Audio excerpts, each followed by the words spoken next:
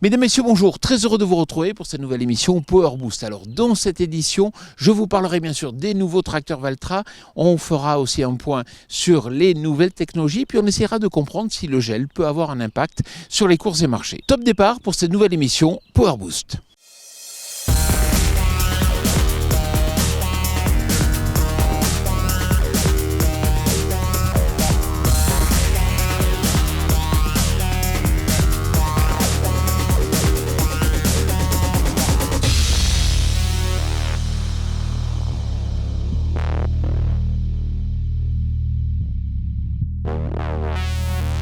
Salut le Power Booster. Au sommaire cette semaine, nous débuterons cette émission avec le Mag de l'Agtech. Dans un second temps, nous vous présenterons la toute nouvelle 5e génération de tracteurs de chez Valtra. Enfin, nous terminerons avec notre rubrique La question qui tue. Alors, tenez-vous prêts, mais avant tout, les news.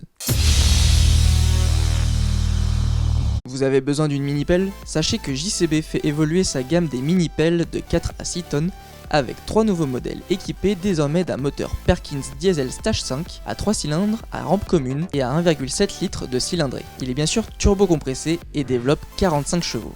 En effet, tout l'enjeu pour les constructeurs est de proposer des mini-pelles de plus en plus puissantes tout en maintenant, voire en améliorant la compacité. Côté confort, vous pourrez désormais profiter de la nouvelle cabine JCB, aussi avec une meilleure visibilité. Je vous invite à présent à retrouver notre rubrique, le Mag de l'Agtech.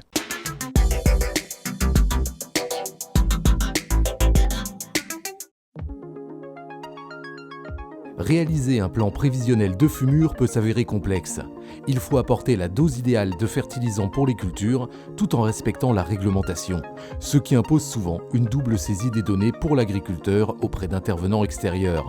C'était le cas pour Florian Piquet, céréalier à Chaunet dans la Vienne. Pour le plan de fumure, historiquement, c'était délégué aux organismes coopératifs ou négoces. Donc on se rencontrait avec un interlocuteur et puis c'était réalisé comme ça. On donnait les informations, c'était la personne qui s'occupait de rentrer les données sur le logiciel. Pour simplifier ce travail et gagner en autonomie, Florian a opté pour l'application Plan de fumure by Arvalis, proposée par 365 FarmNet. Une solution qui utilise directement les données saisies par l'agriculteur sur la plateforme, ainsi que des analyses de sol, pour livrer un plan de fumure agronomique et réglementaire adapté à sa situation. Comme le logiciel Plan de fumure est en relation directe avec 365, toutes les données sont transférées de 365 vers FertiWeb. Comme ça, on n'a pas besoin de rentrer toutes les opérations culturales.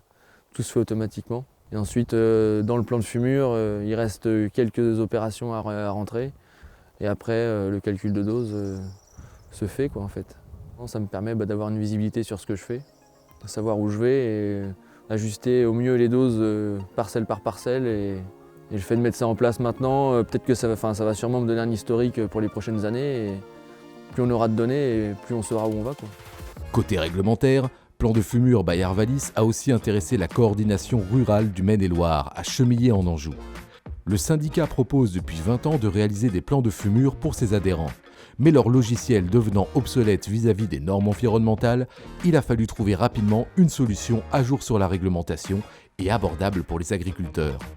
Donc on a cherché un logiciel du coup en ligne, on est tombé sur 365 FarmNet qui avait un tarif très intéressant. C'est la première chose pour laquelle on s'est renseigné. Et puis il s'est avéré qu'en creusant, ça correspondait tout à fait à nos demandes.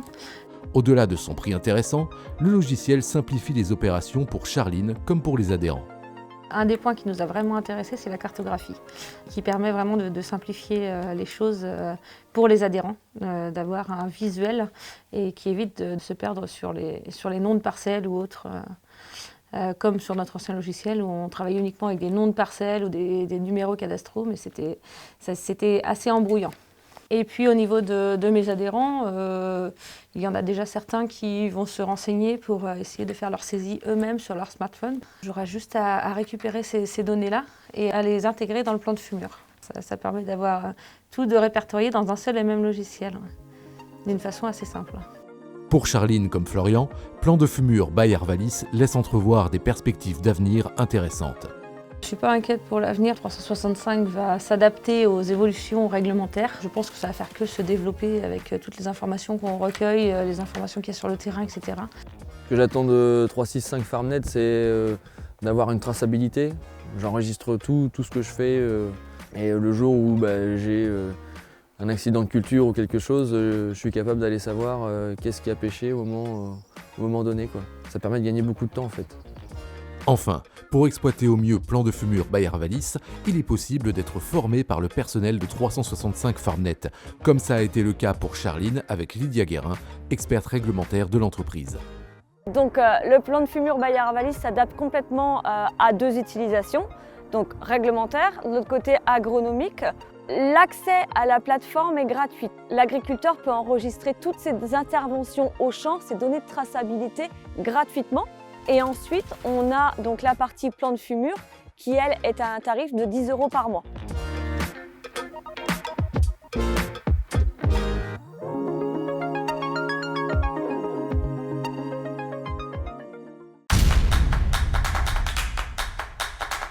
Cette semaine, Valtra a dévoilé sa nouvelle génération de tracteurs. On en a profité justement pour interviewer les principaux responsables de la marque pour faire un point sur la stratégie du constructeur.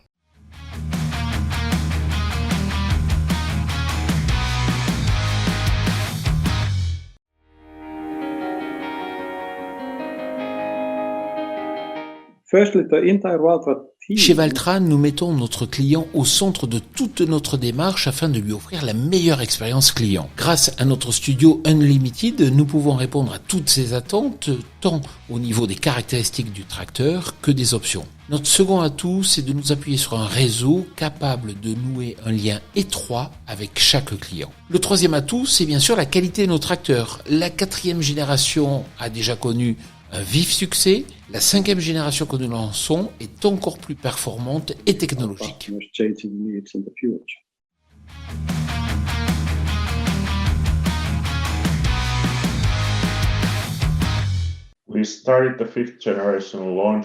Nous avons débuté le lancement de la 5e génération avec la série G. Il ne faut pas oublier que la précédente génération avait remporté de nombreux prix, le tracteur de l'année ou le meilleur design. Nous avons aujourd'hui de nombreuses nouveautés à proposer. Nous allons progressivement élargir notre offre. Nous investissons beaucoup pour le futur, mais aujourd'hui nous nous concentrons sur l'offre des tracteurs A5 et F5. Et nous investissons beaucoup sur les modèles du futur.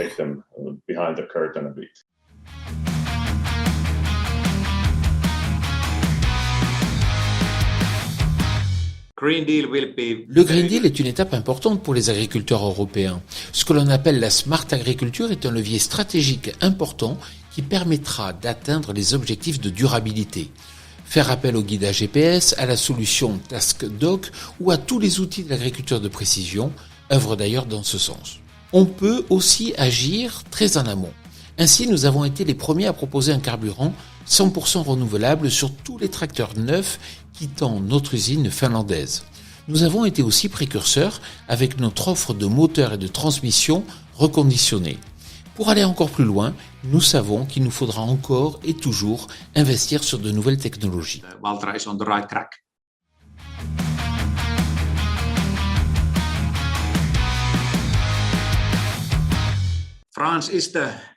La France est le plus grand marché agricole d'Europe et nous avons adapté notre offre pour répondre aux attentes des agriculteurs français.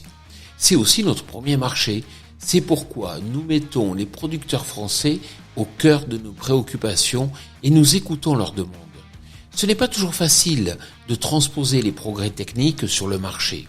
Heureusement, nous pouvons nous appuyer sur la meilleure équipe en France et sur un nombre croissant de concessionnaires pour amener Valtra à la position recherchée sur ce marché.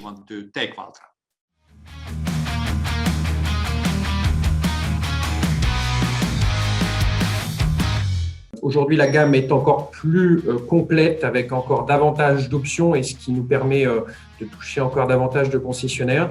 Alors, par rapport au réseau, évidemment, l'étape la plus cruciale, c'est plus de couverture. Donc, une gamme plus complète avec davantage d'options nous permettra d'avoir encore davantage de concessionnaires dans les zones où nous n'étions pas présents. Et j'ai quelques exemples pour cela, notamment notre série F. Le G nous a permis effectivement, grâce au lancement du mois de septembre dernier, de toucher des zones où Valtra était encore insuffisamment présente et insuffisamment représentée. Ensuite, l'autre aspect, c'est assurément d'avoir les bonnes ressources en concession. Et pour cela, avec l'aide de tout le staff Valtra France, nous développons un programme de formation pour avoir les bonnes ressources pour répondre aux besoins du client, qui demeure bien entendu le centre du réacteur. Et puis à la fin, Nico le mentionnait, nous avons un énorme chantier pour être encore plus connectés grâce à nos solutions de smart farming, notamment grâce à toutes nos solutions technologiques. Pourquoi ? Parce que le marché français le demande de plus en plus. Et quand on pense client au centre de tout, il faut bien entendu répondre à cela avec notre réseau et bien entendu avec nos ressources en interne. Je vous invite à présent à retrouver notre rubrique « La question qui tue ».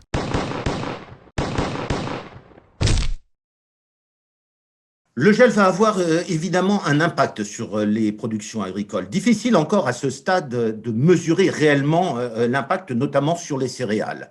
L'impact le plus criant aujourd'hui, en dehors évidemment des fruits et légumes ou de la vigne, sur les grandes cultures, ce sont plutôt les céréales de printemps. Nous avons des doutes sur les orges de printemps, les orges brassicoles, ce qu'on en appelle, qui ont été semées très tôt, dont l'état végétatif était très peu développé, mais très sensible au gel. Deuxième culture, pour le coup, très impactée, on estime certainement à hauteur de 40 000 hectares sur une surface totale de 400 000, donc 10% les betteraves qui avaient été semées précocement, parce qu'il faut se rappeler qu'avant la période de gel, nous avions eu une période de chaleur relativement importante, des températures excessives, donc on a eu des extrêmes extrêmement importants, et donc les betteraves ont été très impactées.